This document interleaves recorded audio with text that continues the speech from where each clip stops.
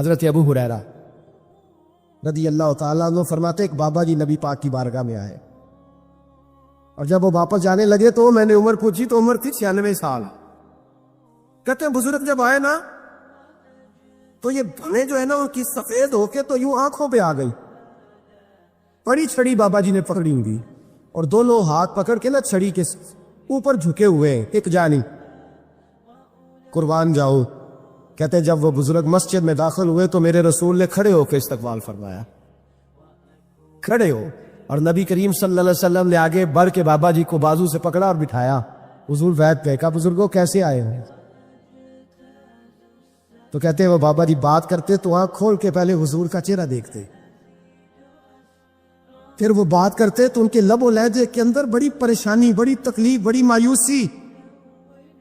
عرض کرنے لگے یا رسول اللہ، حضور زندگی ساری گناہوں میں بیت گئی ہے، حضور غلطیاں ہی غلطیاں، اے اللہ کے رسول بڑی لمبی فہرست ہے، پاپ ہی پاپ ہے، کالے سیاہ دفتر ہے۔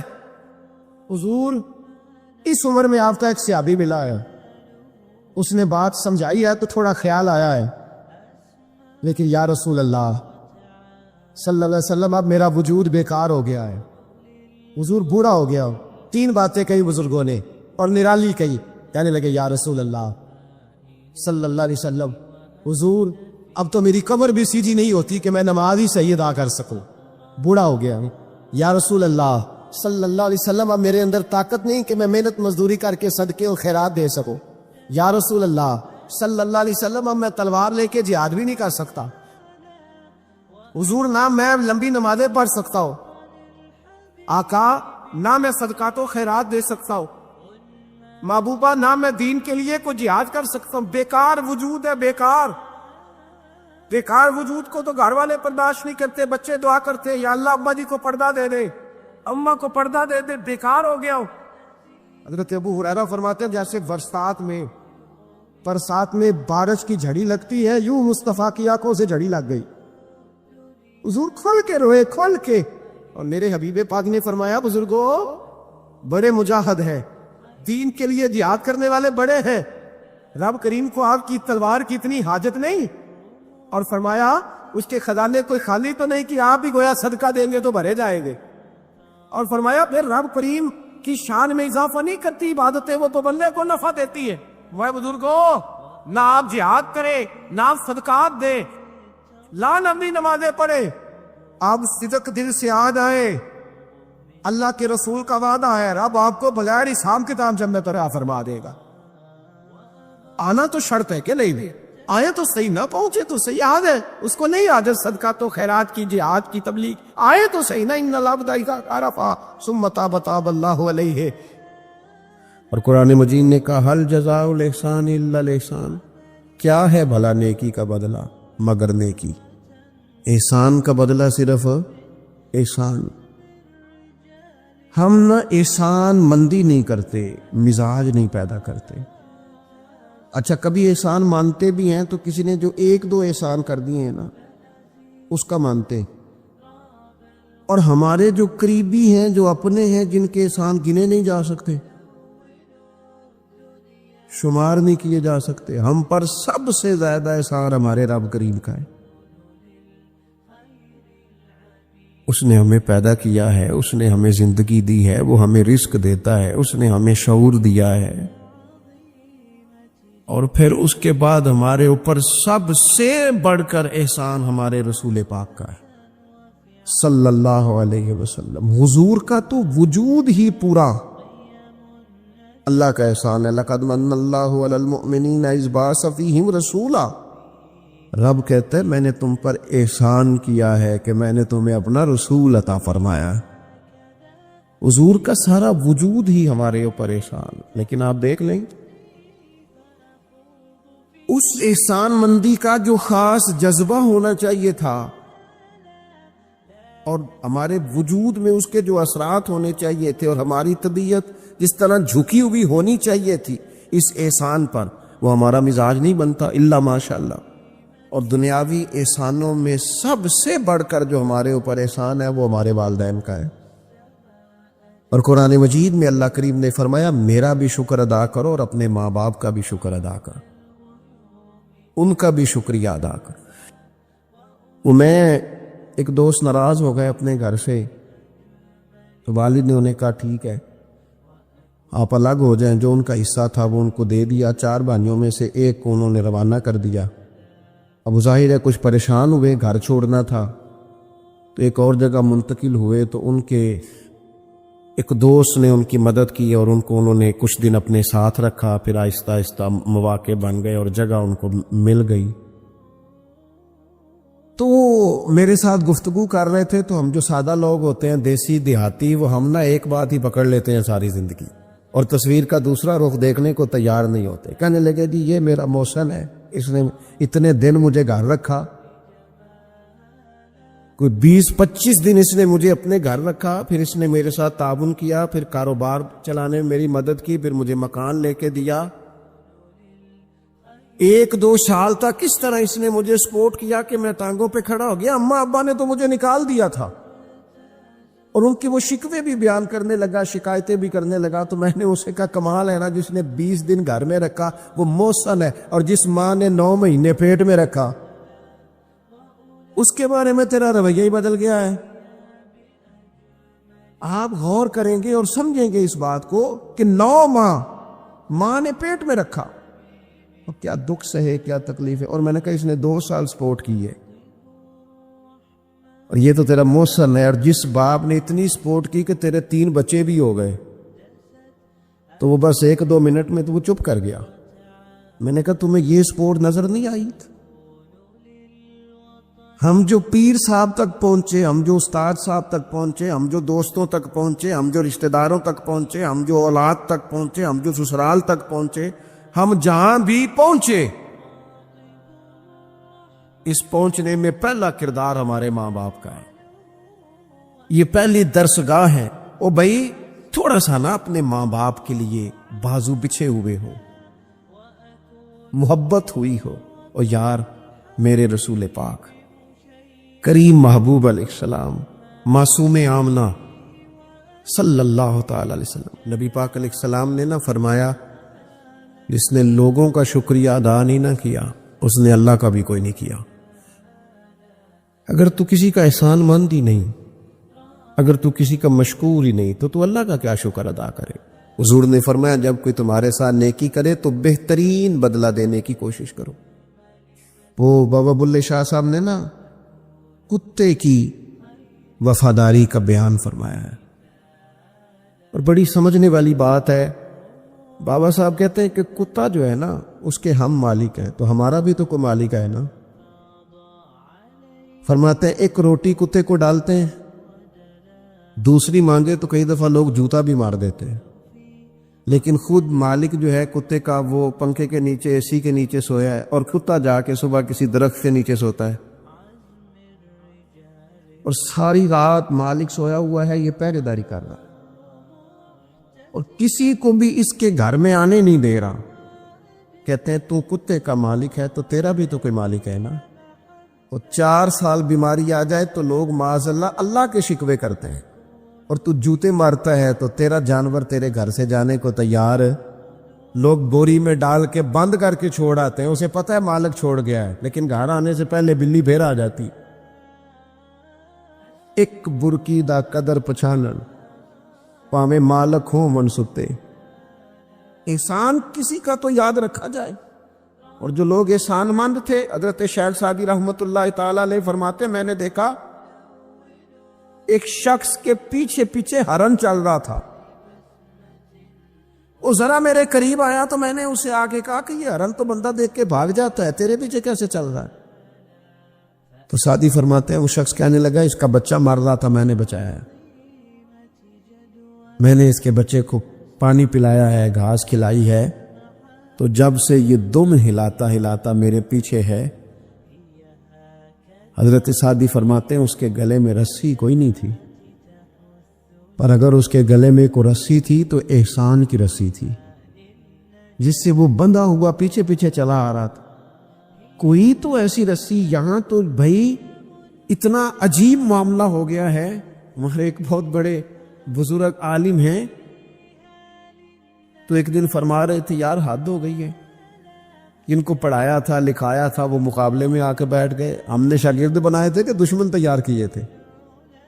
وہ عربی کا ایک محاورہ ہے نا، جس سے نیکی کرو پھر اس کے شر سے بھی بچو. بعض تو اسے حضرت علی کا قول بھی کہتے ہیں. اپنی زندگی میں یہ مزاج کبھی نہ بنائیں، کبھی نہ بنائیں. کبھی کوئی ایسی طبیعت کے اندر بات نہ لائیں. لوگ مختلف لوگوں کے بارے میں نام لے کے ٹھٹھا کرتے ہیں معاذ اللہ، اور بڑی بڑی باتیں سناتے ہیں. ایک خان صاحب سے میری ملاقات ہوئی کچھ عرصہ پہلے، تو ایک انتہائی غریب آدمی کے گھر میں میں نے انہیں ڈیوٹی کرتے دیکھا. تو میں نے کہا اب یہاں ڈیوٹی کرتے؟ کہنے لگے یہ ہمارے صاحب بڑے امیر ہوتے تھے، غریب ہو گئے، سب چھوڑ گئے، حالات کا تغیر بدلا. تو میں نے کہا آپ کیوں نہیں چھوڑ کے گئے؟ کہنے لگے کیا کروں، مجبوری ہے، نمک خار ہوں، ان کے گھر کا نمک کھایا ہے، اب حالات کے تغیر. اصلہ نال جے نیکی کریے وہ نسلاں تاک نہیں بھول دے. تو وہ میرے دوست کہنے لگے میں نے اسے 20 دفعہ کہا ہے کہ تو چلا جا. سب چلے گئے اور میرے پاس گنجائش بھی نہیں، لیکن یہ کہتا ہے یہی روٹی کھائی ہے، جب راج کے ملتی تھی تب بھی کھاتے تھے، اب ایک ملتی آدھی آدھی کھائیں گے. رہنا یہیں پہ ہے. احسان مندی کا مزاج، اور بالخصوص اپنے قریبیوں کے بارے میں، اپنے اہل خاندان میں سے قریبیوں کے بارے میں احسان مندی کا مزاج بنائیں. اپنی طبیعت سے ناشکری، اپنی طبیعت سے رشتوں کو توڑنا، اپنے مزاج سے اپنے قریبیوں کے احسانات کو بھول جانا، اس سے باہر آئیں. اپنے اساتذہ کے لیے جذبات پیدا کریں. اعلیٰ حضرت رحمت اللہ علیہ فرماتے ہیں استاد بدرجے باپ کے ہے. اور اس استاد سے کون مراد ہے؟ شیخ مرشد بھی اسی میں داخل ہے، جس سے ہم تربیت لیتے ہیں، جس کی وجہ سے اللہ ہمیں کوئی خیر نصیب کرتا ہے، جس کی بات سے کچھ سیکھتے ہیں، وہ بھی اس میں داخل ہے. فرماتے ہیں ان کا حق ہے. اور جو حق والے تھے انہوں نے حق اس طرح سمجھا کہ حضرت مولا علی شیر خدا فرماتے ہیں میرا استاد اگر چاہے تو مدینے کے چوک میں کھڑا کر کے مجھے بیچ دے، میں بک جاؤں گا، لیکن اس کے حق سے میں اب پیچھے نہیں ہٹوں گا. نبی پاک علیہ السلام نے فرمایا جو تم سے نیکی کرے اسے اچھا بدلہ دینے کی کوشش کرو. اور حضور فرمانے لگے اگر بدلہ دینے کی طاقت نہ ہو تو پھر اس کے لیے دعا کرو، اور اتنی کرو اتنی کرو اتنی کرو محسن کے لیے دعا کہ تمہیں یوں لگے کہ تم نے حق ادا کر دیا ہے. پھر اس کے لیے دعا کرو، اپنے محسنوں کا شکریہ. اور یارو میرے نبی پر کوئی احسان نہیں کر سکتا، لیکن میرے رسول پاک صلی اللہ علیہ وسلم سے جس نے تھوڑی سی بھی محبت کی نا، مدینے والے لینے گئے میرے نبی پاک کو ہجرت سے پہلے.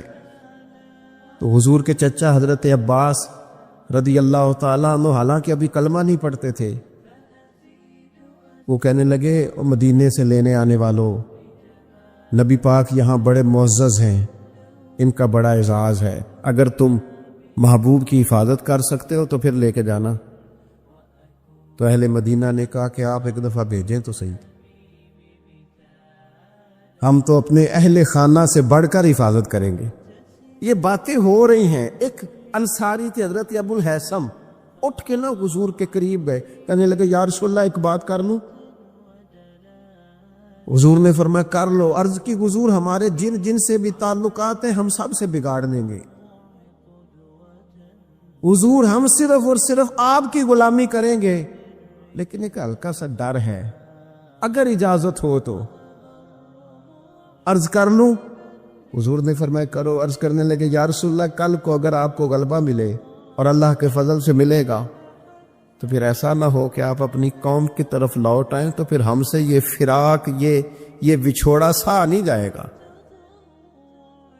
حضور پھر آپ واپس تو نہیں آئیں گے؟ تو حضور نے ان کی بات سنی تو حضور مسکرا پڑے، فرمایا مدینے والوں سنو،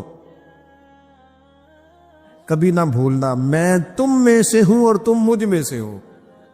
چھوڑ کے کیوں؟ ہمارے ایک بزرگ سے کسی نے کہا تھا او تم لوگ مدینے زیادہ رہتے ہو، حالانکہ نبی پاک نے تو مکے میں زیادہ وقت گزارا ہے.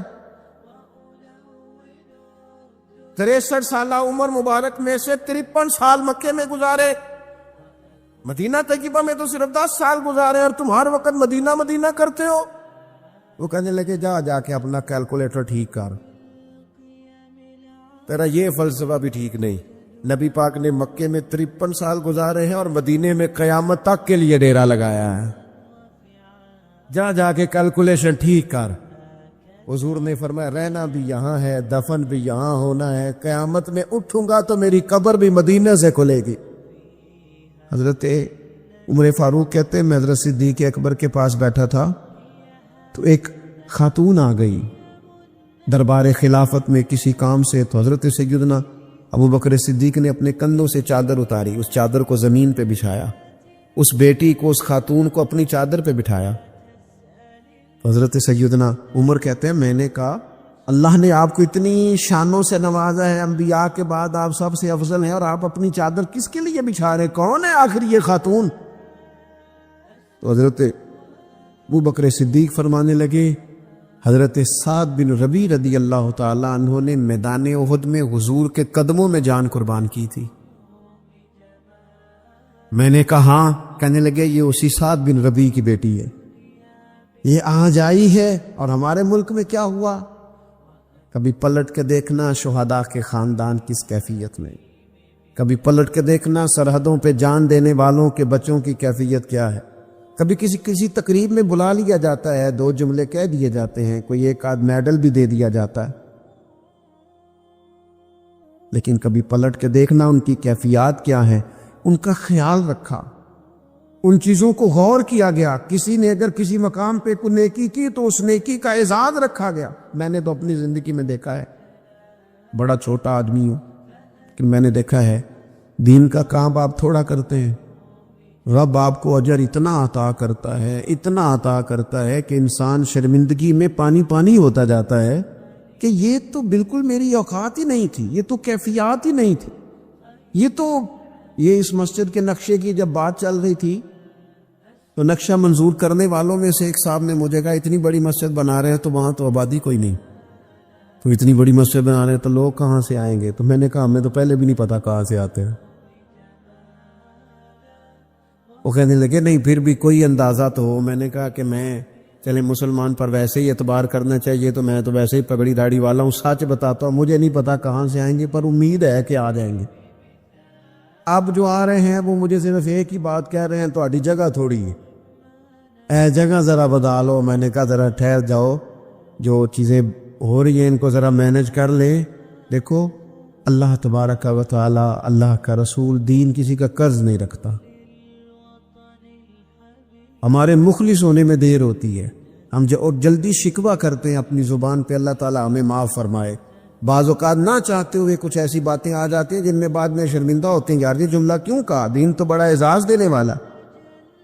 ہمارے ہاں نا خود غرضی کو باقاعدہ رواج دیا گیا، اور بڑے بڑے غلط جملے جو اخلاقاً اپنی زبان سے ادا بھی نہیں کیے جا سکتے، میں تو جی کام نکالنے کے لیے کسی کو بھی باپ بنا لیتا، معاذ اللہ۔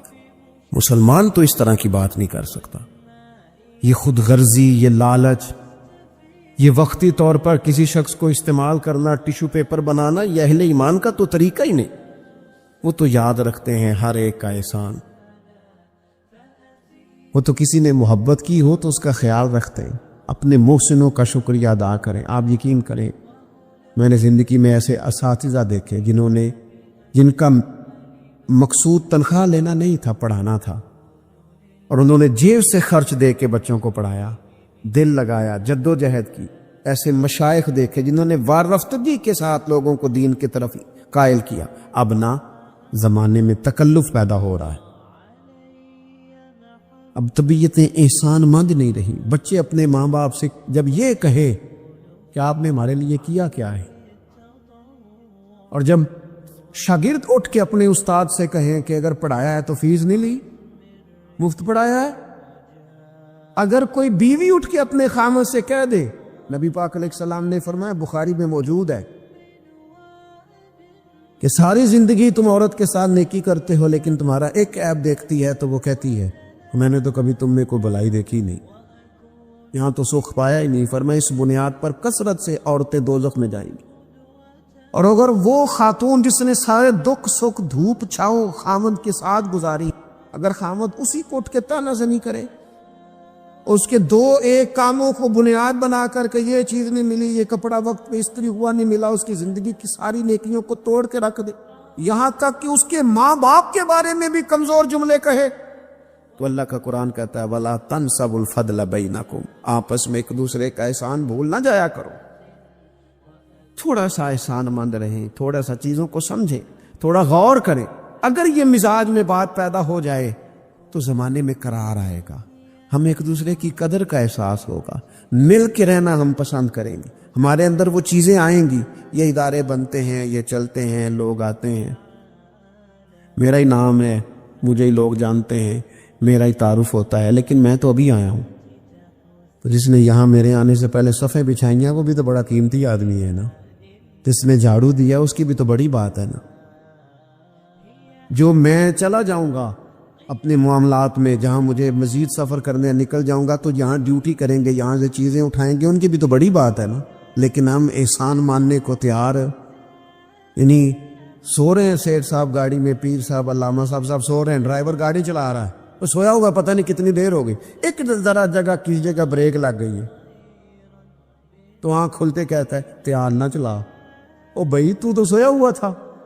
اس کی نیکی سمجھ جس نے ساری رات تجھے سفر کرایا ہے اور یہاں تو تلخ ہو گیا صرف ایک بات پر. احسان مندی کا مزاج نہیں. مطعم بن عدی ایک سردار تھا قریش کا. یہ بات نا، یہ ایک میں پڑھتے میں بدر کو پڑھ رہا تھا دراصل، یہ ایک بات میں نے پڑھی تو یہ سارا عنوان ہی میں نے بدل دیا. میں نے کہا بات ہی اس پہ کر دی. ایک شخص کا ذکر آیا بدر میں، مطعم بن عدی کا، کافر ہے، مسلمان نہیں ہوا، بدر میں اس کا ذکر آیا. ذرا دیکھیے ذکر کیسے آیا. نبی اکرم صلی اللہ تعالی علیہ وسلم جب طائف سے واپس آئے نا، تو جب کوئی شہر سے جاتا تھا واپس آتا تھا تو کسی کی پناہ میں آتا تھا تاکہ پھر کو اسے تکلیف نہ دے، اس دور کا رواج تھا. تو نبی پاک علیہ السلام جب واپس آئے تو کئی لوگوں سے بات کی گئی لیکن کوئی بھی آگے نہ بڑھا حضور کی حفاظت کے لیے. تو مطعم بن عدی اپنے 6 یا 7 بیٹوں کو لے کر اسلحے سمیت پوری شان و شوکت کے ساتھ نبی پاک کو لے کے آیا اور پھر حضور نے بیت اللہ شریف میں نماز پڑھی. وقت گزر گیا، ایک دور کی بات تھی، ایک بات تھی، وہ دور گزر گیا. اس کے بعد بڑے دور آئے، اللہ نے معراج عطا کی، حضور یہاں آ گئے مدینہ طیبہ میں، یہاں سینکڑوں لوگ مسلمان ہوئے، بدر میں اللہ نے فتح دی. جب بدر کے قیدیوں کی بات چل رہی تھی نا، یہ جو لوگ قیدی ہو کے ہیں انہیں کس طرح چھوڑنا ہے، تو بڑے بڑے سردار مکے کے تیار تھے سفارش کے لیے آنے کے لیے کہ ان قیدیوں کو چھوڑ دیا جائے. یہاں بھی مشورہ ہو رہا تھا کیا کرنا ہے، قتل کر دیا جائے ان کفار کو، یہ بھی مشورہ تھا، فدیہ لے کے چھوڑ دیا جائے، یہ بھی مشورہ تھا. بہت ساری چیزیں ابھی طے ہونی تھی. تو ان ساری باتوں کے بیچ اچانک کیفیت بدلی. صحابہ کہتے ہیں باتیں ہوتے ہوتے ایک نیا رخ بات نے اختیار کیا. محبوب کریم اچانک فرمانے لگے آج اگر مطعم بن عدی زندہ ہوتا، کیونکہ وہ فوت ہو گیا تھا، کہا آج اگر مطعم بن عدی زندہ ہوتا اور وہ مجھ سے آ کے کہتا ان قیدیوں کو چھوڑ دے، تو حضور فرماتے ہیں میں دیر نہ کرتا، فوراً ہی چھوڑ دیتا. چونکہ مجھے اس کی وہ نیکی یاد ہے، اس نے وہ جو اس وقت میرے ساتھ رویہ رکھا مجھے بھولا نہیں. صرف ایک بات آپ کی خدمت میں عرض کرنا چاہتا ہوں کہ اپنی زندگی میں نا وہ انسان بڑا چھوٹا ہوتا ہے جب ماں اسے وقت دیتی ہے، بڑا چھوٹا ہوتا ہے جب باپ اسے وقت دیتا ہے.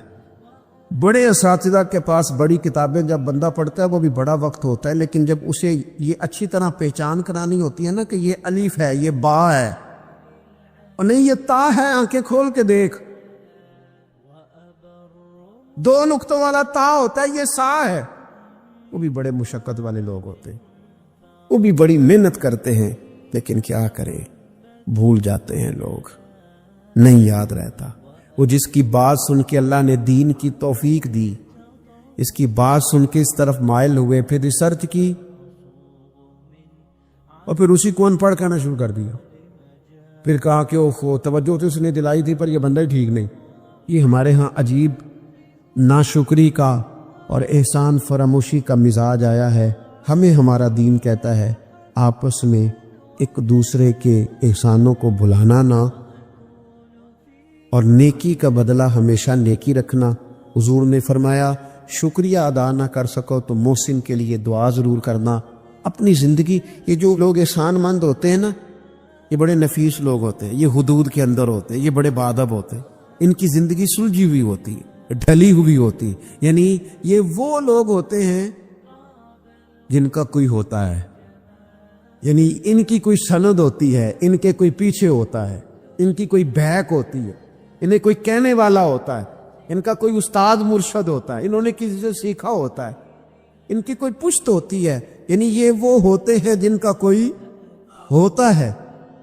اور جو کہے کہ میں تو ساری محنت آپ ہی کی تھی، ابے بھی کچھ نہیں سی دیتا، بھائی بھی چھٹ گئے سن، فلانا بھی تو بھائی او بھائی تو ڈھلا ہوا ہی نہیں ہے. ایسا آزاد بندہ، اس طرح کی کیفیات، یہ انداز درست نہیں ہے. اپنی زندگی کو احسان مند بنائیں. ہم بڑے لوگوں کے احسان مند ہیں. آپ یقین کریں کبھی سوچتے ہیں تو ڈھیر سارے لوگ ایسے ہیں جن کے بارے میں سوچتے ہیں یار تیرا شکریہ کیسے ادا کریں گے، کہاں سے وہ لفظ لائیں گے، جن سے تیرے بڑے سارے زندگی میں لوگ ہوتے ہیں. بس اپنا مزاج احسان مندی والا بنائیں. نہ جزا دے سکیں اور نہ کوئی بدلہ دے سکیں تو دعا کے تو الفاظ ادا کیے جا سکتے ہیں. زیادہ سے زیادہ وقت قرآن پاک پڑھیں، استغفار پڑھیں، درود پاک پڑھیں. یہ 3 ہی وظیفے ان کے ساتھ. اور رات کا وقت کوشش کریں قیام میں گزرے، نوافل میں گزرے. جہاں جہاں بھی آپ، اس کو ہم نے ضائع نہیں کرنا. یاد آتی ہے تو آنسو بھی نکلتے ہیں، دعا بھی نکلتی ہے. تھے کچھ لوگ پچھلے سال جو اس سال موجود نہیں ہیں. وقت تیزی سے گزر رہا ہے تو یہ سعادتیں بڑی قیمتی ہیں، ان کو ضرور حاصل فرمائیں. میں ملک بھر میں سفر کرتا رہتا ہوں، میں دیکھتا ہوں بہت ساری جگہیں ایسی ہیں، بہت سارے دیہات ایسے ہیں جس میں بڑے بڑے شاندار روڈ بنائے گئے، کام کیا گیا. ان کی 99 خامیاں اپنی جگہ پر، خوبی کا بھی تو ذکر کریں. یہی حال اس گورنمنٹ کا ہو رہا ہے. لاٹھ لے کے لوگ ہیں، یہ بھی گندا وہ بھی گندا. آپ کس طرح کی بات کر رہے ہیں؟ آپ نے تو ملک کو یہ نام دے دیا ہے کہ یہاں کوئی اچھا انسان بستا ہی نہیں. مولوی ہیں تو سارے برے ہیں، پیر ہیں تو سارے برے ہیں. کیا بات کرتے ہیں صاحب؟ یہ میرے رسول اللہ کی قوم ہے، یہ نبی پاک کی امت ہے. اور حضور نے فرمایا میری امت کبھی گمراہی پر جمع نہیں ہوگی. یہ نہیں ہو سکتا سارے لوگ ہی غلط ہو جائیں. لیکن ہم نے تباہی اتار دی. جس کے ہاتھ میں سپیکر آتا ہے وہ سب کی پگڑیاں اچھالنا ضروری سمجھتا ہے. جس کے ہاتھ میں قلم آتا ہے وہ کہتا ہے کیونکہ میں لکھ رہا ہوں تو میں اکیلا ٹھیک ہوں، باقی سارے غلط ہیں. محبت کو فروغ دیں، پیار کریں، اخوت کا رنگ دیکھیں. حاتم تائی کی بیٹی مجرم بن کے آئی تھی، مجرم بن کے، کلمہ نہیں پڑھتی تھی، اور اس کو سامنے کھڑے کر کے میرے نبی پاک نے فرمایا تیرا باپ کلمہ نہیں پڑھتا تھا پر اس میں عادتیں اچھی پائی جاتی تھی، اس کی صفات ٹھیک تھیں. یعنی حضور تعریف کر رہے ہیں، نبی پاک تعریف، اور ہماری زبان گونگ ہو جاتی ہے تعریف کی دفعہ. ہم تو جو میری بات مان گیا وہ بندہ ٹھیک ہے، اور جس نے میری بات نہیں مانی وہ بندہ درست. یہ گھونگ ہو جاتا ہے ہمارا مزاج. اپنی زندگی میں اچھے الفاظ ادا کریں. اولیاء اللہ کے بارے میں، ان لوگوں کے بارے میں جو مسلمہ بزرگ ہیں، ہمارے امت کے مسلمہ بزرگ ہیں، ان کے بارے میں ہم ایسی کمزور باتیں کرتے ہیں جن کا سرے سے کوئی وجود نہیں، سرے سے کوئی داستان نہیں ان لوگوں کی. تو یاد رکھے میرے عزیز، میرے رسول کریم صلی اللہ تعالی علیہ وآلہ وسلم نے جو ہمیں دین دیا وہ محبت والا دین ہے، وہ پیار والا دین ہے، وہ اخوت والا دین ہے. اس میں پیار کریں گے، پیار آگے لے کے جائیں گے، پیار کو فروغ دیں گے. سنے حدیث میرے نبی پاک علیہ السلام نے فرمایا قیامت کے دن رب کریم فرمائے گا کہاں ہیں وہ لوگ. منادی اعلان کرے گا میدان محشر میں، کوئی آدمی اعلان کر وہ کہاں ہیں لوگ. اور تو کس کو ڈھونڈ رہا ہے؟ فرمایا مجھے رب نے بھیجا ہے کہ وہ بندے ڈھونڈ کے لاؤ جو دنیا میں میری رضا کے لیے ایک دوسرے سے محبت کیا کر. تو وہ بندے ڈھونڈ کے لاؤ. بندے ڈھونڈے جائیں گے. یا رسول اللہ رب ان کا کیا کرے گا؟ تو نبی کریم صلی اللہ علیہ وسلم فرمانے لگے رب فرمائے گا تم دنیا میں میری رضا کے لیے ایک دوسرے سے پیار کرتے تھے، آج میرے عرش کے سائے کے علاوہ سایہ کوئی نہیں، آج میں تمہیں اپنے عرش کے سائے میں جگہ عطا کروں گا. میری رضا کے لیے پیار کیا تم نے، میری رضا کے لیے محبت. خدا را تھوڑا تھوڑا لوگوں سے پیار شروع کریں. آپ یقین کریں وہ پولیس والے سے آپ کہیں نا کہ تو اپنا رویہ ٹھیک کر، تو کہتا ہے تمہیں پتہ نہیں بندے کس طرح دا ساڑھنا سلوک کرتے، وہ بھی مطمئن ہے، وہ کہتا ہے اگر میں گالی گلوچ کر رہا ہوں تو میں ٹھیک کر رہا ہوں، وہ کہتا ہے یہ لوگ لائے کیس ہیں۔ آپ دیکھ لیں، آپ سمجھ لیں چیزوں کو۔ میں نے ڈاکٹر صاحب سے کہا کہ تھوڑی سی آپ لوگوں سے شفقت کریں، غریب لوگ آتے ہیں تو کہتے ہیں مفت دوائی دیں تو یہ بیچ دیتے ہیں جا کے۔ ہر شخص نے ایک دوسرے کے خلاف کہانی بنا لی، نفرت کے لیے کوئی نہ کوئی پلان کر لیا، ہمیں باتیں مل گئیں، ہم نے داستان سرائی کر لی، ہم نے اپنے ذہن کو اکٹھا کر لیا۔ مجھے بتلاؤ نا یار، اگر رسول کریم صلی اللہ علیہ وسلم اور باقی انبیاء بھی قوموں کے بارے میں یہ سوچتے کہ یہ بڑے ظالم ہیں، یہ بڑے چور ہیں، یہ بڑے ڈکیت ہیں، یہ بڑے غاصب ہیں، یہ کافر ہیں، منافق ہیں، تو بھلا ہو سکتا تھا، لوگوں کا فائدہ ہو سکتا تھا۔ نبی اکرم نور مجسم شفیع معظم صلی اللہ علیہ وسلم کی بارگاہ میں حضرت خباب بن ارت رضی اللہ تعالیٰ عنہ حاضر ہوئے، حضور خانہ کعبہ کے ساتھ ٹیک لگائے بیٹھے تھے، تو حضرت خباب عرض کرنے لگی یا رسول اللہ اتنی تکلیفیں آ رہی ہیں، کافر اتنا ستا رہے ہیں، ہمیں پریشان کیا جا رہا ہے، ہم سخت آزمائش میں، حضور آپ اللہ کی بارگاہ میں دعا کیوں نہیں کرتے ہمارے لیے؟ تو نبی پاک علیہ السلام فرمانے لگے تم سے پہلے لوگوں کا حال پتہ کیا تھا؟ یہ صحیح حدیث بخاری میں موجود ہے۔ فرمایا تم سے پہلے لوگوں کا حال یہ تھا کہ انہیں گڑھے کے اندر رکھ کے ان کے جسم کو مٹی سے دبا کے پھر ان کے سروں پر آریاں رکھ کے چیر دیا جاتا تھا، لیکن پھر بھی وہ اپنے دین سے ہٹا نہیں کرتے۔ نبی پاک علیہ السلام فرمانے لگے تم سے پہلے لوگوں کا یہ عالم تھا کہ ان کے جسم لوہے کی کنگھیوں سے کریت دیے جاتے تھے، ان کا گوشت اتار دیا جاتا تھا، لیکن وہ اپنے دین سے ہٹنے کو تیار نہیں ہوتے تھے۔ یاری تیری سونا پر آزمائشاں تیریاں اگ، اے سونا پرکھیا جامدہ ہی پہلو نال اگاں دے لگ۔ اپنی زندگی میں تیار رہیں، ذہنی طور پر آزمائش کے لیے تیار رہیں، مزاج بنائیں۔ جب بندہ پہلے سے تیار ہوتا ہے نا، اس کا خیال ہوتا ہے کہ آزمائش آ گئی،